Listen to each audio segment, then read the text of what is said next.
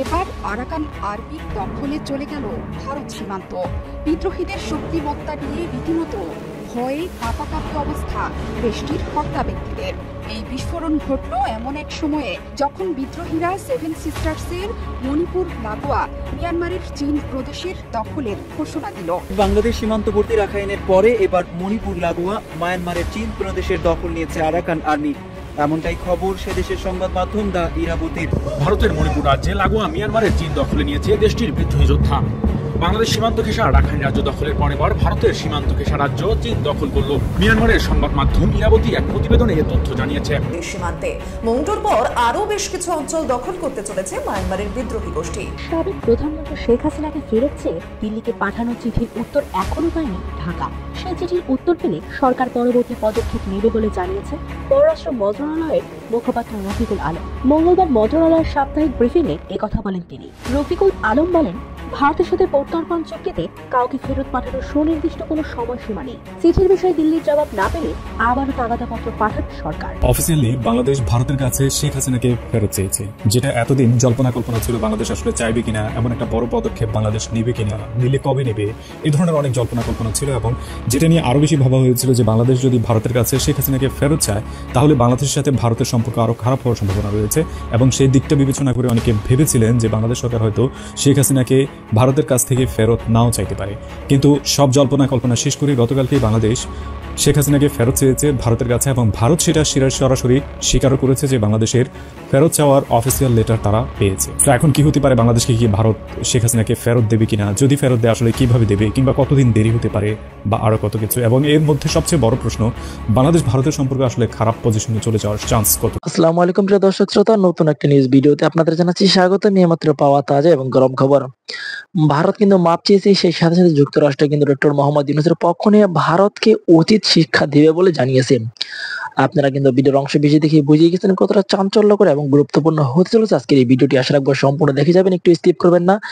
যদি একটু এই ভিডিওটি স্কিপ করেন তাহলে গুরুত্বপূর্ণ বিষয়গুলো মিস করে ফেলবেন। আমি আর বেশি কথা না বলে সরাসরি বিস্তারিত ভিডিওতে নিয়ে যাবো। তার আগে আপনাদের কাছে ছোট্ট একটা রিকোয়েস্ট থাকবে, যারা এরকম ভিডিও দেখতে পছন্দ করেন তারা দ্রুত এই চ্যানেলটি সাবস্ক্রাইব করে আমাদের সাথেই থাকবেন। ইতিমধ্যে যারা সাবস্ক্রাইব করে দিয়েছেন তাদের জানাচ্ছি অসংখ্য ধন্যবাদ। চলুন তাহলে প্রিয় দর্শক এই ভিডিওতে লাইক করে বিস্তারিত ভিডিওটি মোবাইলের স্ক্রিন থেকে ধারাবাহিকভাবে একের পর এক দেখে আসি। এবার আরাকান আর্মির দখলে চলে গেল ভারত সীমান্ত। বিদ্রোহীদের শক্তিমত্তা নিয়ে রীতিমতো ভয়ে কাঁপাকাঁপি অবস্থা দেশটির কর্তা ব্যক্তিদের। এই বিস্ফোরণ ঘটল এমন এক সময়ে যখন বিদ্রোহীরা সেভেন সিস্টার্সের মণিপুর লাগোয়া মিয়ানমারের চীন প্রদেশের দখলের ঘোষণা দিল। এই নিয়ে ভয়ে তটস্থ ভারতীয় গণমাধ্যমগুলোতে চলছে প্রতিবেদন প্রকাশের হিড়িক। শুরু হয়ে গেছে তুমুল শোরগোল। ভারত সংলগ্ন এই সীমান্ত এলাকা থেকে এরই মধ্যে মিয়ানমারের জান্তা বাহিনী পালিয়ে গেছে। চীন প্রদেশের সীমান্ত দিয়ে নতুন করে মণিপুরে আরাকান আর্মির সশস্ত্র যোদ্ধাদের অনুপ্রবেশের শঙ্কায় উত্তাল ভারত। মিয়ানমারের এই চীন প্রদেশেই থাকে সেই দেশটির কুকি সম্প্রদায়ের বাসিন্দা। এমনিতেই মণিপুর রাজ্যের অস্থিরতা, তার উপর সীমান্তের নিয়ন্ত্রণ বিদ্রোহী গোষ্ঠীর হাতে চলে যাওয়ায় উদ্বেগে পুরো ভারত। বিদ্রোহীদের বড় জয়ের খবর নিশ্চিত করে মিয়ানমারের সংবাদ মাধ্যম ইরাবতী জানিয়েছে, চীন প্রদেশের 85% এখন বিদ্রোহী জোটের দখলে। সামরিক জান্তা সরকারের বাহিনীকে হটিয়ে থাইল্যান্ড এবং চীনের সীমান্তবর্তী এলাকার বড় অংশ কয়েক মাস আগেই নিয়ন্ত্রণে নেয় বিদ্রোহী জোট। চলতি মাসের শেষে বৃহত্তম বিদ্রোহী সশস্ত্র গোষ্ঠী আরাকান আর্মির নেতৃত্বে বিদ্রোহী জোট দখলে নিয়েছিল বাংলাদেশ সীমান্তের রাখাইন প্রদেশ। এবার মণিপুর সীমান্ত চলে গেল আরাকান আর্মির দখলে। জান্তা বিরোধী নতুন জোট চীন ব্রাদারহুডের শরিক ইয়াও ডিফেন্স ফোর্স সাগাইন অঞ্চলে সক্রিয় ইয়াও আর্মি এবং মনিওয়া পিপলস ডিফেন্স ফোর্স চীন প্রদেশ দখলের লড়াইয়ে গুরুত্বপূর্ণ ভূমিকা নিয়েছে বলে দাবি করছে ইরাবতী। 2021 সালের ফেব্রুয়ারিতে অভ্যুত্থান ঘটিয়ে গণতান্ত্রিক আন্দোলনের নেত্রী অং সান সুচির দল ন্যাশনাল লীগ ফর ডেমোক্রেসির নেতৃত্বাধীন সরকারকে উৎখাত করে মিয়ানমারের সামরিক বাহিনী। শুরু হয় সামরিক জান্তার শাসন। তার 2.5 বছরের মাথায় 2023 সালের নভেম্বর থেকে সে দেশের 3 বিদ্রোহী গোষ্ঠী Ta'ang National Liberation Army, Arakan Army এবং মিয়ানমার ন্যাশনাল ডেমোক্রেটিক অ্যালায়েন্স আর্মির জোট 3 ব্রাদারহুড অ্যালায়েন্স বাহিনীর বিরুদ্ধে শুরু করে অপারেশন 1027। পরবর্তী সময়ে জান্তা বিরোধী যুদ্ধে সামিল হয় চীন ন্যাশনাল আর্মি এবং Chinland Defence Force, Kachin Liberation Defence Force এবং সুচির সমর্থক স্বঘোষিত সরকার ন্যাশনাল ইউনিটি গভর্নমেন্ট এর সশস্ত্র বাহিনী পিপলস ডিফেন্স ফোর্স। বিদ্রোহীদের মদতপুষ্ট রাজনৈতিক গোষ্ঠী দ্য ইউনাইটেড ওয়া স্টেট পার্টি এরই মধ্যেই কয়েকটি মুক্ত এলাকার শাসন শুরু করেছে। অন্যদিকে নতুন জোট চীন ব্রাদারহুড গঠিত হয়েছে চলতি বছরের শেষে। ক্ষমতা দখলের ৪র্থ বর্ষপূর্তির ২ মাস আগেই এবার বিদ্রোহী বাহিনীর ঘেরাটোপে পড়ে গেল জান্তা বাহিনী। ইরাবতীকে ব্রাদারহুডের মুখপাত্র ইয়াও ম্যাং বলেন, দক্ষিণ চীন প্রদেশ জান্তার কবল থেকে মুক্ত করেছে তারা। এখন শুধুমাত্র প্রদেশের উত্তর দিকে থাকা ফালাম এলাকায় কিছু জান্তা বাহিনী আছে, সেখানেও জোর হামলা চালিয়ে যাচ্ছে ব্রাদারহুড। এই ব্রাদারহুডের অধীনে আছে ইয়াও ডিফেন্স ফোর্স, ইয়াও আর্মি, মনিওয়া পিপলস ডিফেন্স ফোর্স নামের 3টি সশস্ত্র সংগঠন। এছাড়া দক্ষিণ চীন প্রদেশের রাজধানী হাখা, ফালাম, টেবিম এবং থান্টল্যাংয়ের শহুরে অঞ্চলে কিছু জান্তা বাহিনী আছে। তবে পালেটুয়া, মাটুপি, কানাপেলেট, মিন্দাত এবং ক্রোনজাং শহরগুলোতে জান্তা বাহিনীর পুরোপুরি পতন ঘটেছে। এই আবহে মিন্দাত থেকে 13 জন রাজনৈতিক বন্দীকেও মুক্ত করা হয়েছে বলে জানিয়েছে চীন ব্রাদারহুড। এর আগে গেল আগস্টে চীন সীমান্তবর্তী শান প্রদেশের রাজধানী লাসিওতে অবস্থিত উত্তর পূর্বাঞ্চলীয় সামরিক কমান্ডের নিয়ন্ত্রণ নিয়েছিল বিদ্রোহীরা। অফিসিয়ালি বাংলাদেশ ভারতের কাছে শেখ হাসিনাকে ফেরত চেয়েছে, যেটা এতদিন জল্পনা কল্পনা ছিল বাংলাদেশ আসলে চাইবে কিনা, এমন একটা বড় পদক্ষেপ বাংলাদেশ নেবে কিনা, নিলে কবে নেবে, এই ধরনের অনেক জল্পনা কল্পনা ছিল। এবং যেটা নিয়ে আরো বেশি ভাবা হয়েছিল যে বাংলাদেশ যদি ভারতের কাছে শেখ হাসিনাকে ফেরত চায় তাহলে বাংলাদেশের সাথে ভারতের সম্পর্ক আরো খারাপ হওয়ার সম্ভাবনা রয়েছে। এবং সেই দিকটা বিবেচনা করে অনেকে ভেবেছিলেন যে বাংলাদেশ সরকার হয়তো শেখ হাসিনাকে ভারতের কাছ থেকে ফেরত নাও চাইতে পারে। কিন্তু সব জল্পনা কল্পনা শেষ করে গতকালকেই বাংলাদেশ শেখ হাসিনাকে ফেরত চেয়েছে ভারতের কাছে, এবং ভারত সেটা সরাসরি স্বীকারও করেছে যে বাংলাদেশের ফেরত চাওয়ার অফিসিয়াল লেটার তারা পেয়েছে। তো এখন কি হতে পারে, বাংলাদেশকে কি ভারত শেখ হাসিনাকে ফেরত দেবে কিনা, যদি ফেরত দেয় আসলে কিভাবে দেবে, কিংবা কতদিন দেরি হতে পারে, বা আরো কত কিছু। এবং এর মধ্যে সবচেয়ে বড় প্রশ্ন, বাংলাদেশ ভারতের সম্পর্ক আসলে খারাপ পজিশনে চলে যাওয়ার চান্স কতটুকু। জুলাই অভ্যুত্থানের সময় শেখ হাসিনা যে জঘন্য অপরাধ করেছে তার সত্যিকার অর্থে কোনো ক্ষমা নেই, এবং সেই ক্ষমা নেই বিধায় বাংলাদেশকে যে কোনো মূল্যে শেখ হাসিনাকে ফেরত দিতে হবে ভারত। এটা হচ্ছে বাংলাদেশের সাধারণ মানুষের সবচেয়ে বড় দাবি। এত বড় খুনি, এত বড় স্বৈরাচার, দেশের ইতিহাসে সবচেয়ে বিকৃত মানসিকতার একজন মানুষ কোনোভাবেই বিচার ছাড়া অন্য দেশে গিয়ে আশ্রয় নিয়ে থাকতে পারে না, এবং বাংলাদেশ সেটাই চেয়েছে। এখানে ট্রিকি পয়েন্ট আছে বেশ কিছু। আমার দৃষ্টিতে সবচেয়ে বড় ট্রিকি পয়েন্ট হয়েছে, প্রধান উপদেষ্টা ডক্টর মোহাম্মদ ইউনূস কিছুদিন আগে ক্লিয়ারলি বলেছিলেন যে বিচারের আগে শেখ হাসিনাকে ফেরত চাওয়া হবে না, এবং বিচারের আগ পর্যন্ত উচিত শেখ হাসিনার মুখ বন্ধ করে থাকা। কিন্তু সেই সাক্ষাৎকার প্রকাশের মাত্র 1-1.5 মাসের মাথায় শেখ হাসিনাকে অফিসিয়ালি ফেরত চাওয়া হয়েছে, এবং এর পেছনের বিশাল কারণ রয়েছে। প্রথমত, শেখ হাসিনা ভারতে যাওয়ার পর ভারতে বসে বসে একের পর এক বিভিন্ন ধরনের উস্কানিমূলক বক্তব্য দিচ্ছিল।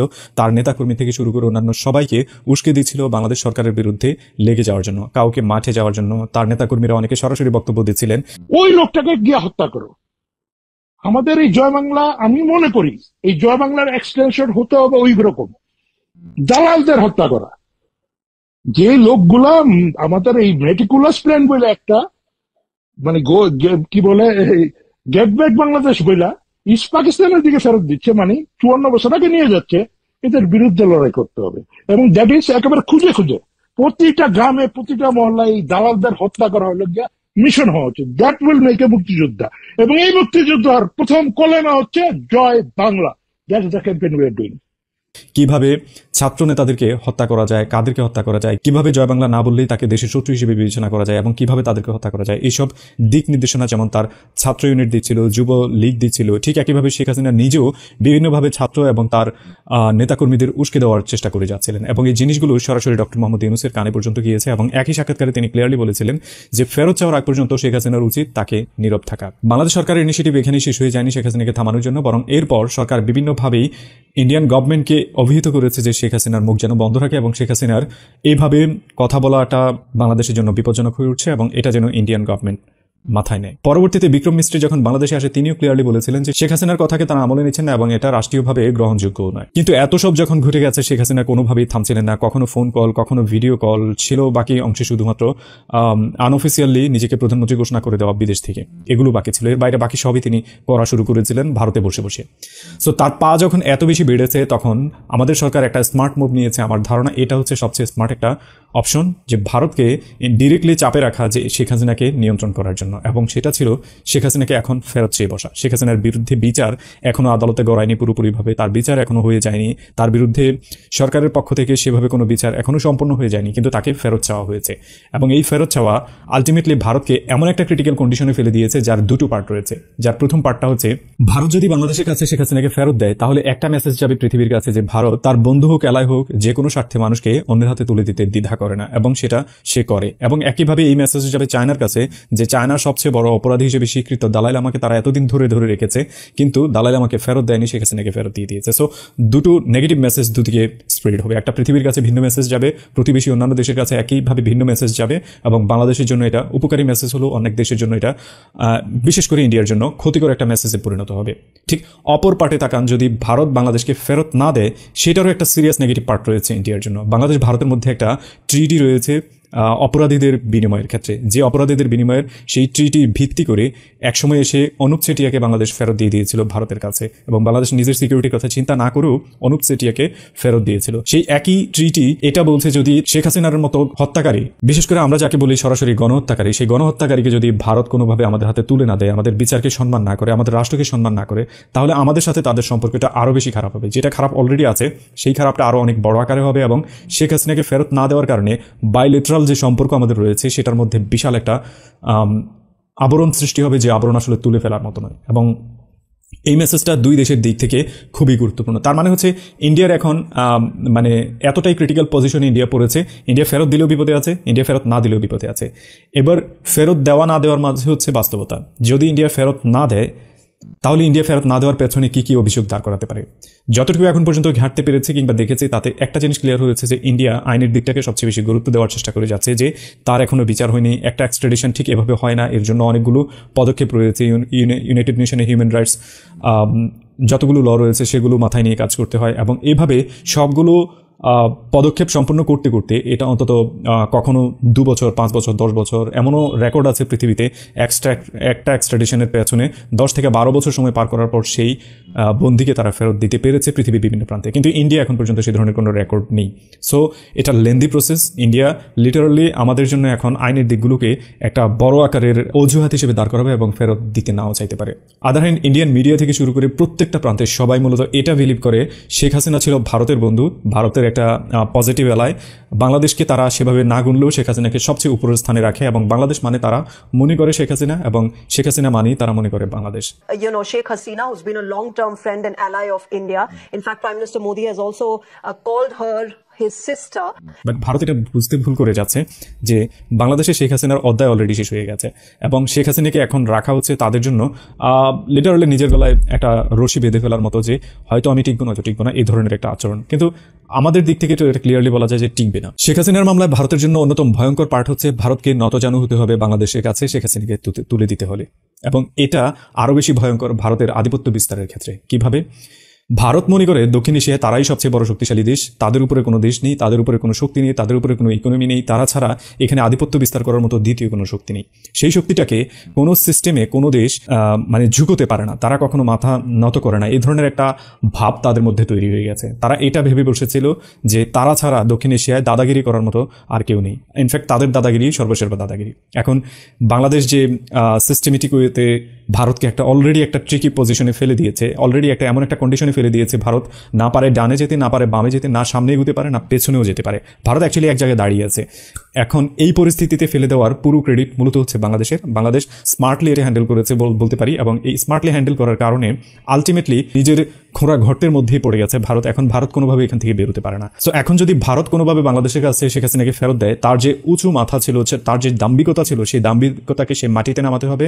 দেন ভারত যাকে এতদিন এলাই বলে এসেছে, যাকে তার সবচেয়ে বড় বন্ধু বলে এসেছে, একটা দেশকে অস্বীকার করে যাকে সব ধরনের সুযোগ সুবিধা দিয়ে এসেছে, যাকে অবৈধভাবে নির্বাচনে টিকিয়ে রাখার জন্য সারা পৃথিবীর এগেনস্টে গিয়ে দাঁড়িয়েছিল, সেই মানুষটাকে ওই দেশের মানুষের হাতে তুলে দিতে হবে। এবং ভারত জানে তাকে এখানে হাতে তুলে দেওয়ার পর আসলে কি হবে, ক্লিয়ারলি জানে তার গণহত্যার বিচার হবে, তার অবৈধ যত অন্যায় অপবাদ কিংবা যত ধরনের দুর্নীতি, ঘুষ, রাহাজানি কিংবা ঘুম, হত্যা সব ছিল, এই সবগুলোর বিচার হবে। এবং এই সবগুলোর বিচার শুধুমাত্র যে শেখ হাসিনার হবে ব্যাপারটা এখানেই থেমে নেই, বরং এখানে বিচারটা হয়ে যাবে মূলত ভারতেরও। আপনি অলরেডি দেখেছেন বাংলাদেশের গণমাধ্যমে দুদিন আগে ক্লিয়ারলি প্রকাশ পেয়েছে এবং ইন্টারন্যাশনাল মিডিয়া অনেকভাবে নিউজ করেছে যে ভারত ঘুম হত্যার সাথে জড়িত ছিল বাংলাদেশে। অপরদিকে বিশ্ব মিডিয়াতেও ক্লিয়ারলি উঠেছে যে ভারত বাংলাদেশের সম্পর্ক শেখ হাসিনার মাধ্যমে আসলে কোন লেভেলে তারা ধারণ করত, ভারতের পক্ষ থেকে এবং বাংলাদেশের পক্ষ থেকে। এবং ভারত বাংলাদেশ ইস্যুটাকে কেন্দ্র করে বাংলাদেশের অবস্থানটা এই মুহূর্তে ওয়ার্ল্ড মিডিয়ার নজরে রয়েছে এবং ভারত যে কোনো পদক্ষেপ নিক না কেন সেটা মুহূর্তের মধ্যে সারা পৃথিবী ছড়াবে এবং ভারতের ইমেজও এখানে জড়িত। সো বিচার শুধুমাত্র যে শেখ হাসিনার হতে যাচ্ছে ব্যাপারটা এমন নয়, বিচার মূলত আসলে ভারতের হতে যাচ্ছে। এখানে ভারতের পক্ষ থেকে আমাদের উপর নির্যাতন কিংবা বাংলাদেশের সাথে অন্যায় আচরণ যতগুলো হয়েছে তার সবগুলোই দুই সরকারের আমলে হয়েছে। কংগ্রেসের আমলে যেমন হয়েছে, বিজেপির আমলেও হয়েছে, মনমোহন সিং থেকে শুরু করে নরেন্দ্র মোদী, সবার ক্ষেত্রেই সেই একই ধরনের অন্যায় আচরণগুলো তারা করেছে। শুধুমাত্র ভারত দেশ হিসেবে তাদের স্বার্থ টিকিয়ে রাখতে গিয়ে তারা অন্যায় পথে হেঁটেছে, ন্যায়ের পথে হাঁটেনি এবং এই বিচারটা তাদের এখানে হতেই হবে। আর ভারত যদি বাংলাদেশকে ফেরত না দেয় তার রেজাল্ট অলরেডি ক্লিয়ারলি প্রমাণিত হয়ে যাচ্ছে যে এখানে কি ঘটবে। এখানে আগামীর দিনগুলোতে ভারতের সাথে সম্পর্ক খারাপ থেকে খারাপের দিকে যাবে এবং আরও বেশি খারাপ হবে এবং এর চেয়ে বেশি খারাপ যদি বলি বর্ডার সিল হয়ে যেতে পারে। এখানে হয়তো ভারত মনে করে যাচ্ছে এখনও তাদের দেমাগ দিয়ে তারা টিকে থাকতে পারবে, কিন্তু বাস্তবতা খুবই ডিফারেন্ট। বাংলাদেশের সাথে অলরেডি চায়না, পাকিস্তান, ইউনাইটেড স্টেটের সাথে বেশ গভীর একটা কোলাবোরেশন চলছে। আপনি অলরেডি জানেন যে ইউনাইটেড স্টেট কতটা গভীর পর্যবেক্ষণ রয়েছে বাংলাদেশের সাথে এবং ইউনাইটেড স্টেটের পাশাপাশি যদি আপনি চিন্তা করেন ইইউ এখানে ইনভলভ রয়েছে। গ্লোবাল সাউথ, গ্লোবাল নর্থ কিংবা গ্লোবাল সাউথ অথবা গ্লোবাল ওয়েস্ট এই সব কিছু ভুলে যান। ভুলে গিয়ে আপনি এদিকে তাকান, United state, European union, China and Pakistan. Most probably China এবং পাকিস্তান ভারতের জন্য সবচেয়ে বিপজ্জনক শত্রু। ভারত যদি এইভাবে টিকে থাকতে চায়, ভারতের জন্য বিপদটা ঠিক সেরকম হবে যেমন সাগরে ঘূর্ণিঝড় কয়েক মাস ধরে শক্তি সঞ্চয় করে একসময় এসে তীরে আঘাত করে, ঠিক ভারতের জন্য ব্যাপারটা তেমন হতে যাচ্ছে। পাকিস্তানের সাথে আমাদের মিলিটারি থেকে শুরু করে ইকোনমিক্যাল কোঅপারেশনের দিকে এগিয়ে যাচ্ছে। চায়নার সাথে মিলিটারি ইকোনমিক দুইটা কোঅপারেশন অনেক আগে থেকেই বেটার। ইউরোপিয়ান ইউনিয়নের সাথে আমাদের ইকোনমিক্যাল কোঅপারেশন অনেক বড়, আমাদের সবচেয়ে বড়। আরএমজি থেকে শুরু করে অন্যান্য যত ধরনের এক্সপোর্ট রয়েছে তার সবকিছু ইউরোপিয়ান ইউনিয়নে। আমেরিকার সাথেও সেম, এখন আসছে সেগুলো আবার military cooperation. That ultimate goal is আমাদের যত মিলিটারি কোঅপারেশন হবে সেগুলোর আলটিমেট টার্গেট মূলত ইন্ডিয়া এবং মিয়ানমার। প্রতিবেশী ছাড়া আমাদের এই ধরনের বড় কোনো শত্রু নেই এবং সেই শত্রু যদি আমাদের সাথে ঠিক এভাবেই চলতে চায় রেজাল্টটা তারা হাতে নাতে পাবে এবং খুব ভয়ঙ্কর একটা রেজাল্ট আসতে যাচ্ছে। এবং ভারত কতটা দেমাগের সাথে সেটা হ্যান্ডেল করবে সেটা ভারতই বলে দিতে পারে। কিন্তু আমি যতটুকু বলতে পারি ভারতীয় অ্যানালিস্টরা যেভাবে বলেছে তাতে আমার মনে হচ্ছে যে তারা ফেরত দেবে না, উল্টো তারা অন্য ইনিশিয়েটিভ নেবে। হয়তো বা বাংলাদেশে আরেকটা দাঙ্গা লাগানোর চেষ্টা করে যেতে পারে, এখানে গভর্নমেন্টকে আরও আনস্টেবল করার চেষ্টা করে যেতে পারে, একইভাবে এখানে পরিস্থিতি ঘোলাটি করে যে কোনোভাবেই হোক আওয়ামী লীগকে ক্ষমতায় আনার জন্য তারা সর্বোচ্চ চেষ্টাটা করে যেতে পারে। কিন্তু ভারত ভুলে গেছে যে এটা চায়না নয়, এটা বাংলাদেশ, এটা চাইনিজ দালাইনামা নয়, এটা শেখ হাসিনা যে হাজারো খুনের মামলায় আসামি। এবং ভারত ভুলে গেছে তার বিচার যদি না হয় তাহলে বাংলাদেশে এখন যারা ক্ষমতায় আছে তাদের বিচার তারও আগে হয়ে যাবে এবং এই জন্যই হচ্ছে তাকে ফেরত দিতে হবে। দুদিক থেকেই এখন বিপদ ভারতের। সাবেক প্রধানমন্ত্রী শেখ হাসিনাকে ফেরত চেয়ে দিল্লিকে পাঠানো চিঠির উত্তর এখনো পায়নি ঢাকা। সেই চিঠির উত্তর পেলে সরকার পরবর্তী পদক্ষেপ নেবে বলে জানিয়েছে পররাষ্ট্র মন্ত্রণালয়ের মুখপাত্র রফিকুল আলম। মঙ্গলবার মন্ত্রণালয়ের সাপ্তাহিক ব্রিফিংয়ে একথা বলেন তিনি। রফিকুল আলম বলেন, ভারতের সাথে প্রত্যর্পণ চুক্তিতে কাউকে ফেরত পাঠানোর সুনির্দিষ্ট কোনো সময়সীমা নেই। চিঠির বিষয়ে দিল্লির জবাব না পেলে আবারও তাগাদাপত্র পাঠাবে সরকার। তিনি আরো বলেন, নির্ধারিত সময়ের মধ্যে জাতিসংঘের তদন্ত দলকে প্রয়োজনীয় তথ্য দিতে পারেনি পররাষ্ট্র মন্ত্রণালয়। বিভিন্ন সংস্থা থেকে তথ্য না পাওয়ায় এই সংকট তৈরি হয়েছে। এ সময় দ্রুতই এই সংকট কেটে যাবে বলে মন্তব্য করেন তিনি। ভারতে গিয়ে পোল্যান্ডের স্টুডেন্ট ভিসা নিতে কেউ হয়রানির শিকার হচ্ছেন জানিয়ে রফিকুল আলম বলেন, ঢাকা থেকে পোল্যান্ডের ভিসা ইস্যু করতে দেশটির সরকারের সাথে যোগাযোগ শুরু করেছে বাংলাদেশ দূতাবাস। সোমবার সাবেক প্রধানমন্ত্রী শেখ হাসিনাকে দেশে ফেরাতে দিল্লিকে কূটনৈতিক পত্র পাঠানোর কথা জানায় পররাষ্ট্র উপদেষ্টা মোহাম্মদ তৌহিদ হোসেন। তিনি তখন বলেন, ভারতকে আমরা বিষয়টি পরিষ্কারভাবে জানিয়েছি, বিচারকার্যের জন্য হাসিনাকে ফেরত চাওয়া হয়েছে, সেটাও জানানো হয়েছে। এরপর সোমবার রাতেই ঢাকার দেওয়া কূটনৈতিক পত্র গ্রহণের কথা জানায় দিল্লি। দেশের পররাষ্ট্র মন্ত্রণালয়ের মুখপাত্র রণধীর জয়সওয়াল এ তথ্য নিশ্চিত করেন। তিনি জানান, বাংলাদেশ হাই কমিশন থেকে শেখ হাসিনাকে ফেরত চেয়ে একটি ভার্বাল নোট পেয়েছি, তবে এই মুহূর্তে বিষয়টি নিয়ে আমাদের এখন কোনো মন্তব্য নেই। গত 5 আগস্ট গণ অভ্যুত্থানের মুখে দেশ ছেড়ে ভারতে আশ্রয় নেন শেখ হাসিনা। এরপর থেকে দেশটিতে অবস্থান করছেন তিনি। এদিকে ছাত্র জনতার আন্দোলনে হতাহতের ঘটনায় শেখ হাসিনার বিরুদ্ধে শতাধিক হত্যা মামলা দায়ের করা হয়েছে। এছাড়া আন্তর্জাতিক অপরাধ ট্রাইব্যুনালেও শেখ হাসিনার বিরুদ্ধে অভিযোগ রয়েছে। সচিবালয়ের সমাবেশ করেও ক্ষান্ত দেননি প্রশাসনের কর্মকর্তারা। তারা এবার রীতিমতো আরো বড় সমাবেশ করেছেন সাবেক এবং বর্তমান প্রশাসনের আমলারা। আমরা এরকম একটা সমাবেশের খবর দেখেছি এবং সেখানে তারা কি কি বলেছেন এবং যেটা জরুরি প্রায় বলি কিভাবে বলেছেন, তাদের ভয়েসের ইনফ্লেকশন, তাদের বডি ল্যাঙ্গুয়েজ, তাদের ফেশিয়াল এক্সপ্রেশন সবকিছু একটু মন দিয়ে যদি দেখি প্রচুর ভিডিও পাওয়া যায়। কিভাবে কথা বলছেন, কি টোনে কথা বলছেন একটু দেখবো সবাই। তারা কি বলেছেন এবং সেই প্রসঙ্গে কয়েকটা পাল্টা জবাবও সম্ভবত একটু দেওয়া দরকার। তারপর সরকারের নির্লিপ্ততা নিয়ে কয়েকটা কথা। প্রথম একটু বলি, এটা একটু অদ্ভুত। এখানে একজন পরিচিত, মিডিয়াতে পরিচিত এক ভদ্রলোককে দেখলাম, আমি জানি না উনি কখনো প্রশাসন ক্যাডারে ছিলেন কিনা। তিনি তাদের পক্ষে ওখানে কথা বলছেন এবং খুব ইন্টারেস্টিংলি মানে বয়ান তৈরিটা খেয়াল করি, প্রচুর হাততালি তিনি পেয়েছেন। বয়ানটা হচ্ছে এই যে সংস্কার কমিশন, তার মধ্যে আওয়ামী লীগ ঢুকেছে, মানে খেয়াল করি আমরা আওয়ামী লীগ ঢুকে দেশটাকে অস্থিতিশীল করতে চাইছে বলেই এসব করছে।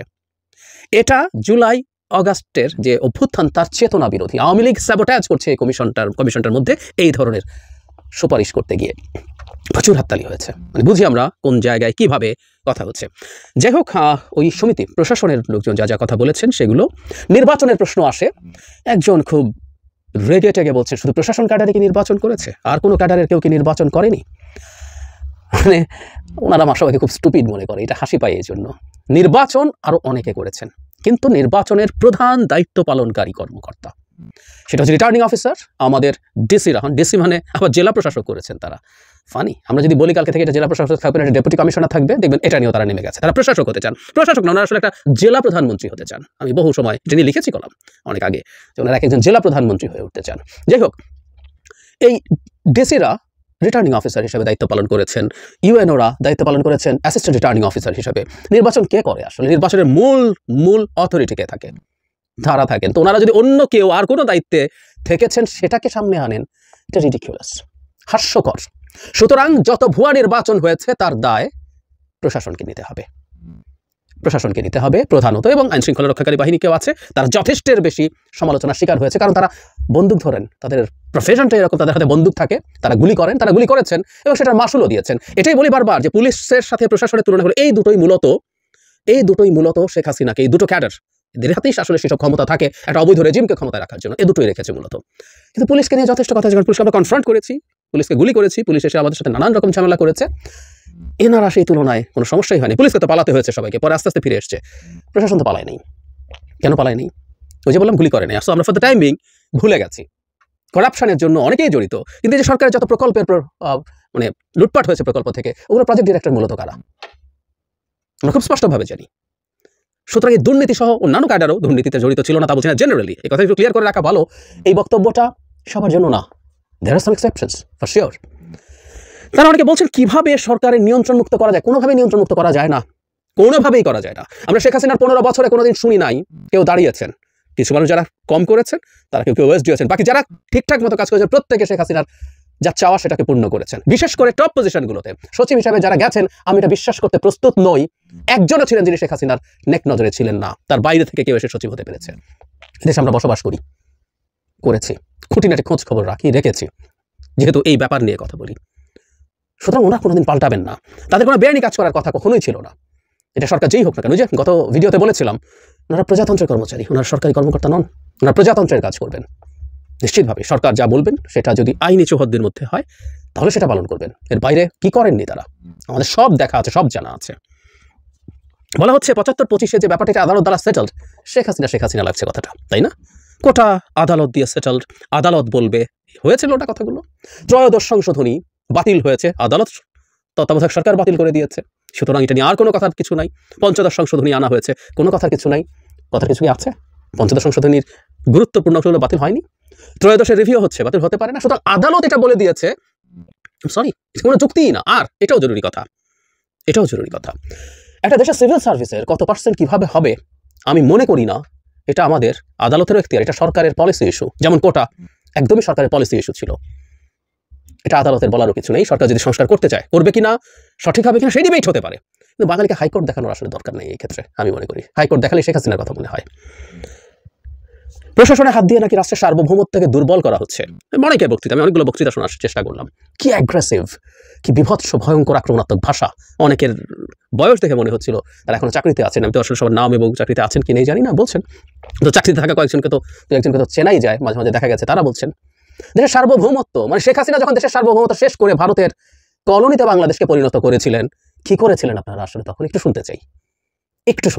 কোথায় ফাইট ব্যাক আছে, একটু এগুলো একটু সামনে আনেন যে আমরা এই করেছি দেশের সার্বভৌমত্ব রক্ষার জন্য, তখন এখন এটা করে দেশের সার্বভৌমত্বকে হুমকির মুখে ফেলা হচ্ছে।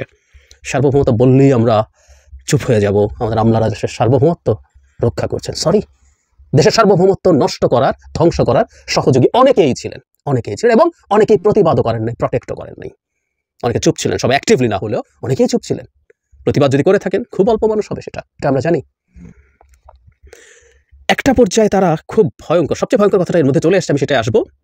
কিন্তু একটা জায়গায় রিপোর্টে তুচ্ছ তাচ্ছিল্য করেছেন কয়েকজন, এসব ভুয়া রিপোর্ট শব্দটা ব্যবহার করেছেন, নিয়ে টেনশন করার কিছু নাই, এগুলো কোনোভাবেই বাস্তবায়ন করা যাবে না, এগুলো আস্থা করে পড়ে থাকবে, এরকম ভাষা আছে। এরকম বহু কমিশন হয়েছে, মানে তাদের টোন, তাদের বডি ল্যাঙ্গুয়েজ, আর এগুলো ব্যাপার ট্যাপার না, এসব কমিশন কতই হয়, একদমই this is the way of speaking, একদমই এই ভাষা বলছি না, আস্থা করে পড়ে থাকবে, ভুয়া রিপোর্ট, এই শব্দগুলো তারা ব্যবহার করেছেন।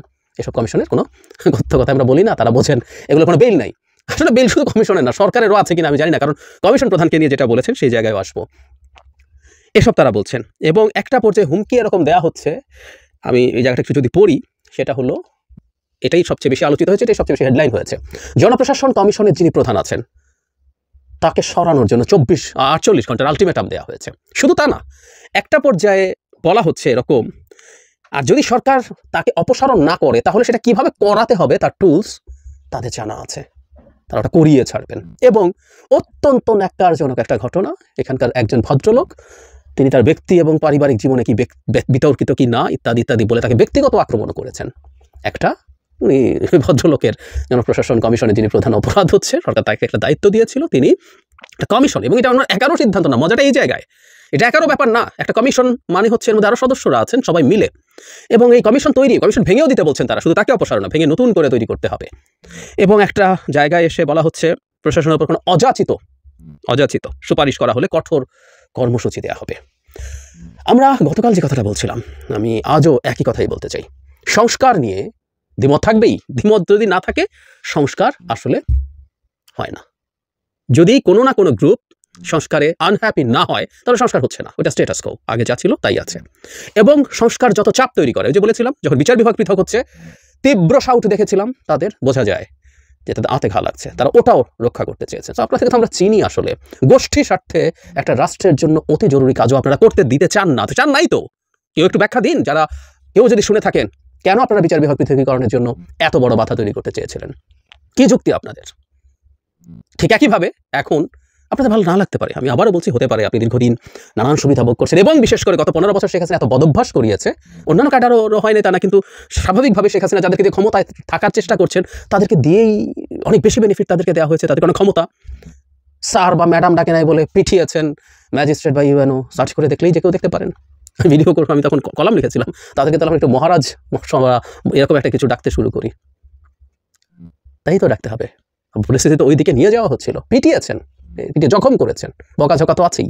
সো এই জায়গায় তাদের ক্ষেত্রে, তাদের প্রতি যে মানুষের এই ক্ষোভটা আছে সেটা বুঝতে হবে, যিনি যত বেশি ক্ষমতার অধিকারী হন সেটা থাকবে। তারা স্পেশালাইজেশন, এটা খুবই জরুরি ব্যাপার, আমি মিস করেছিলাম, এটা একটু বলতে চাই। তারা বলছেন অন্য ক্যাডার থেকে আসলে কিসের স্পেশালাইজেশন হবে, তারা কিছুই জানবেন না, কিছুই বুঝবেন না, মানে সেনাবাহিনীর উদাহরণ দিয়ে ইনফ্যান্ট্রি গিয়ে আর্টিলারিতে যাবে না, কথা ভুল না। তো আমি যদি একটা প্রশ্ন করি, আমাদের এই সচিবরা, এই প্রশাসনের আমলারা পৃথিবীর শ্রেষ্ঠতম ব্রিলিয়ান্ট মানুষ, শ্রেষ্ঠতম জ্ঞানী মানুষ, যে আপনি কালকে এই মন্ত্রণালয় থেকে কালকে ওই মন্ত্রণালয় দিয়ে দিলেন, সেটা শুরু করে পারা শুরু করেন। সচিব, অতিরিক্ত সচিব, যুগ্ম সচিবদের মুহূর্তে মুহূর্তে মন্ত্রণালয় পাল্টায় না, সব মন্ত্রণালয়ে যে কোনো সময় গিয়ে তারা কাজ করে ফেলতে পারেন। একটা অফিসিয়াল প্রসিডিওর শেখা, সরি, এটা খুব বেশি কিছু না, বরং ওই মন্ত্রণালয়ের সাথে রিলেটেড যে কাজগুলো আছে সেগুলো উনি হঠাৎ করে কাজ করে ফেলতে পারবেন। স্পেশালাইজেশনের কথা যদি বলেন তাহলে সেই আলাপটা আসতে হবে। প্রশাসনেরও যদি এই রকম ক্যাডার সিস্টেম থাকে, একটা থেকে একটা মন্ত্রণালয় যখন তখন যেভাবে সেভাবে যেতে পারবে না, হবে না, এই আলাপটা আসতে হবে। তারাই স্পেশালাইজেশন আলাপ করছে, তারা বিরাট স্পেশালিস্ট। আপনি আজ কৃষি সচিব, কাল আপনি বাণিজ্য সচিব হয়ে গেলেন, পরশু আপনি শিল্প সচিব হয়ে গেলেন, খুব সোজা সবকিছু, তাই না? রাতারাতি হয়ে যাবে। স্পেশালাইজেশনের আলাপ তারা তুলছেন, অথচ তারা জানেন না এটা করে তারা কার্যত তাদের অবস্থানকে প্রশ্নবিদ্ধ করছেন। এগুলো হতে পারে না, কোনোভাবেই হতে পারে না। এগুলো না, আসলে আমি এই ডিবেটটাতেই ঢুকতে চাইনি। আমি আসলে আমার মূল বিষয় যেটা ছিল, গতদিনও ছিল, আজও এটা, সেটা হচ্ছে ওনারা যেভাবে রিয়্যাক্ট করছেন সেটা। একজন সম্মানিত কমিশন সদস্য, চেয়ারম্যান, যিনি আপিল বিভাগের একজন বিচারকের সমান পদমর্যাদার অধিকারী, তাকে নিয়ে তুচ্ছ তাচ্ছিল্য করেছেন তারা বসে বসে, এবং রাষ্ট্র, এই সরকার তাকে একটা দায়িত্ব দিয়েছে, তিনি সেই দায়িত্ব পালন করছেন উইথ আদার পিপল। উনি একা একা কাজ করছেন না, অন্যদেরকে নিয়ে কাজ করছেন, এবং উনিও তাদের প্রশাসন ক্যাডারেরই মানুষ, আরও প্রশাসনেরই বেশিরভাগ মানুষ ওখানে ওই কমিশনে, আরও বাইরের অল্প কিছু মানুষ আছে, তাদেরকে নিয়ে এই কাজটা করার চেষ্টা করা হয়েছে। তারা এখনো ফাইনাল রিপোর্ট দেননি, তার আগেই তাকে অপসারণের দাবি করা হচ্ছে। এই স্পর্ধা পায় এবং যখনই, এটা একটু জরুরি, যখনই অপসারণের কথা বলছে তুমুল হাততালি, তুমুল হাততালি। যখন বলা হচ্ছে সব রিপোর্ট ভুয়া, তুমুল হাততালি। এসব আস্থা করে পড়ে থাকবে, তুমুল হাততালি। যখন বলা হচ্ছে শেখ হাসিনার দোসররা ঢুকেই কমিশনে বসে এসব করছে দেশকে অস্থিতিশীল করার জন্য, তুমুল হাততালি। কি পরিমাণ এন্ডোর্সমেন্ট তাদের দিক থেকে, এই কথাটাই বলতে চেষ্টা করেছে, আর কিছু না। তাদের ক্ষোভ থাকতে পারে, অনেকগুলো যৌক্তিক ইস্যু হতে পারে। তারা প্রকাশ্যে এসে এরপর সম্ভবত 4 জানুয়ারি তারা মহাসমাবেশের ডাক দিয়েছেন। হবেই তো, একটা হ্যাডামলেস সরকার, সে সবার হ্যাডাম দেখবে, আসলে এটাই নিয়ম। সরকার যদি হ্যাডামলেস হয়, সরকারকে সবাই হ্যাডাম দেখাবে এবং দেখাচ্ছেন তারা। আমি এই জায়গাটায় আমি আসলে খুব অবাকই হয়েছি বলতে পারি। আবার এই অর্থে বলা যায় গভীরভাবে চিন্তা করে অবাক হওয়ার কিছুই ছিল না যে 4 মাসের বেশি মাত্র গেল, এই সময়ের মধ্যেই প্রশাসনের আমলারা এই ভাষায় এইভাবে, আমার মূল অভিযোগের জায়গাটা, আমাকে ভুল বুঝবেন না, আপনাদের কোথায় কোথায় বক্তব্য আছে, কি আছে, সেগুলো নিয়ে সরকারের সাথে কথা হবে, আলাপ হবে, দেন দরবার হবে। সরকার যখন এই রিপোর্ট জমা পাবে, সে বিভিন্ন মানুষজনের সাথে কথা বলবে, আপনাদের সাথেও নিশ্চয়ই কথা বলবে। আপনাদের বক্তব্য থাকলে আপনারা জানাতে পারবেন। আপনারা অত্যন্ত পাওয়ারফুল একটা ক্যাডার, কোনো সন্দেহ নেই, সব কিছু বলুন, আপনাদের যা যা বলার আছে। প্রকাশ্যে যা করছেন এটা বিভৎস। এটা শেখ হাসিনার বাংলাদেশ না, you have to remember that. আমি আগেও বলেছি, আমি আবারও বলছি, এই হ্যাডামলেস সরকার কি করতে পারবে না পারবে জানি না, আগামী সরকারও কি করতে পারবে না পারবে জানি না। এই কাজগুলো করতে হবে, প্রজাতন্ত্রের কর্মচারীদের মতো হতে হবে। তারা পাবলিক সার্ভেন্ট, তাদেরকে আমরা পুষি টাকা দিয়ে, তারা সেই সার্ভিসগুলো এনশিওর করবেন এবং এই সার্ভিসগুলো আমাদের জন্য জরুরি, এটাতে কোনো সন্দেহ নাই। আমি বলছি না যে তাদের একেবারেই প্রয়োজন না, সরি, এটা বুঝিনি। আমরা যে সিস্টেমে চলি সেখানে তারা একটা integral part of our administration, কোনো সন্দেহ নাই। কিন্তু আমি সেটেলড ইস্যু, বারবার বলছেন, পৃথিবীতে সেটেলড ইস্যু বলে কোনো কথা নাই। এত বছর ধরে যেটা হয়েছে, যেভাবে হয়েছে, কোনো একটা বিশেষ প্রয়োজনে আমার মনে হতে পারে এটা হলে বেটার হয়, এবং এই সিদ্ধান্তগুলো আপনারা নেবেন না। আপনারা এখন নিতে পারতেন তো, কারণ শেখ হাসিনাকে যা বলতেন তাই শুনতো, কারণ শেখ হাসিনাকে আপনারা ক্ষমতায় রেখেছেন। শেখ হাসিনা এখন আর ক্ষমতায় নাই। এই সরকারও জনগণের ম্যান্ডেট প্রাপ্ত, পপুলার ম্যান্ডেট, এরপর ইলেকট্রাল ম্যান্ডেট প্রাপ্ত যখন সরকার আসবে, সেই সরকার যদি আপনাদেরকে হয়তো আজ করতে থাকে, আমরা এটা নিয়ে কথা বলতে থাকবো। ভবিষ্যতে কোনো সরকার জনগণের কথা এবং দেশের কল্যাণের কথা চিন্তা করে যদি প্রতিটা সেকশনের সংস্কার না করে তার ক্ষমতায় থাকা যাতে কঠিন হয়ে যায়, সেই ব্যবস্থা করব। অবশ্য আমি জানি না আপনারা তখন আবার ওই সরকারকেও বলবেন কিনা, এই দরকার, আমরাই তো আছি, ভোট টোট ছাড়া ক্ষমতায় থেকে যান, আমরা রাতে সিল মারি বা আমরা ওকে চাপ দিয়ে তাকে চাপ দিয়ে ওই বিষয় করি, আমরা ব্যবস্থা করব। সেটাও যদি হয়, আবারও ফাইট হবে, এভাবেই ফাইট হবে। এবং এই দেশটাকে গণতান্ত্রিক করে গড়ে তোলার জন্য যার যা যা প্রয়োজন, রাজনৈতিক দলের উপরে চাপ, প্রজাতন্ত্রের কর্মচারীদের উপরে চাপ, যেখানে যেখানে যেমন সংস্কার দরকার, এই ফাইটটা আমরা জারি রাখবো। এবং এই ফাইটটা যে করবে বা এই ব্যাপারে সিদ্ধান্ত আছে, এগুলো প্রত্যেকটা রাজনৈতিক দল, বিশেষ করে যারা ক্ষমতায় যাবে। প্রিয় দেশবাসী, শুরু থেকে শেষ পর্যন্ত যারা এই ভিডিওটি দেখেছেন সকলকে জানাই অসংখ্য ধন্যবাদ। যারা এরকম নিউজ ভিডিও পেতে পছন্দ করেন তারা অবশ্যই এই চ্যানেলটি সাবস্ক্রাইব করে পাশে থাকা বেল আইকনটি বাজিয়ে দিবেন। যারা এখন এই ভিডিওটি শেয়ার করেননি, এই ভিডিওটি দ্রুত শেয়ার করে সকলকে দেখার সুযোগ করে দিন। আজকের মতন এই পর্যন্ত, দেখা হচ্ছে পরবর্তী কোনো ভিডিও নিয়ে, ইনশাল্লাহ।